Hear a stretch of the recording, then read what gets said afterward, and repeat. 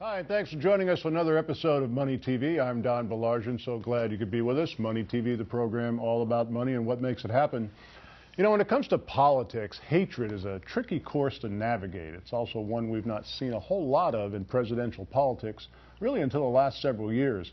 Now, as recently as 1996, Bob Dole, when he was debating with Bill Clinton, famously told America that the two men actually liked one another. It was pretty safe to say that Gore didn't care much for George W. Bush, and neither did John Kerry for that matter, but it was really difficult to tell if Bush actually disliked either of the two men. The elder George Bush was quick to point out what he saw as character flaws in Bill Clinton, but that disdain was not obviously reciprocal. You really got to go back about 40 years to the Nixon-McGovern campaign to find two candidates who genuinely did not like each other. Now, voters, on the other hand, they learned to hate candidates quickly. In 2008, Obama swept into office largely due to the fact that he was not named George Bush. Likewise, many voters in 2012 are seeking a candidate not named Barack Obama. Now, Newt Gingrich has made a lot of noise amongst the conservative wing of the GOP. He has anointed himself the title of Reagan conservative, and he rarely makes a speech without invoking the name of Reagan several times, although in the Reagan diaries, Newt's mentioned only once over more than 700 pages. Now, there's no current GOP candidate that is more hated by liberals and Democrats than Newt Gingrich. In every conceivable election matchup poll against Obama, Gingrich falls far behind.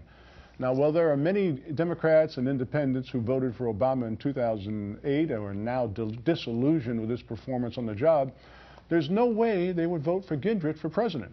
Obama is extremely vulnerable as an incumbent president, but it's going to take a candidate who can reach across the aisle to bring voters from the other side to his table. Newt Gingrich is not that candidate. The liberal fundraising machine would come out of the woodwork to ensure Gingrich, if he is the GOP nominee, does not become president. Now, following his double-digit loss in the Florida primary, the Gingrich campaign trotted out the 46 states to go slogan. But looking at the February contest, Romney is set up to win 5 or more of the 7 events and bring a full head of steam into March's Super Tuesday. There may be 46 states to go, but unless Gingrich pulls at least 3 South Carolinas in February, his campaign will be over. The problem is he can continue to damage the Republican brand during that time. This election is not about who is the most conservative or who is the most Reagan-esque. It's not about who's the most entertaining in debates or who is more liked by Sarah Palin.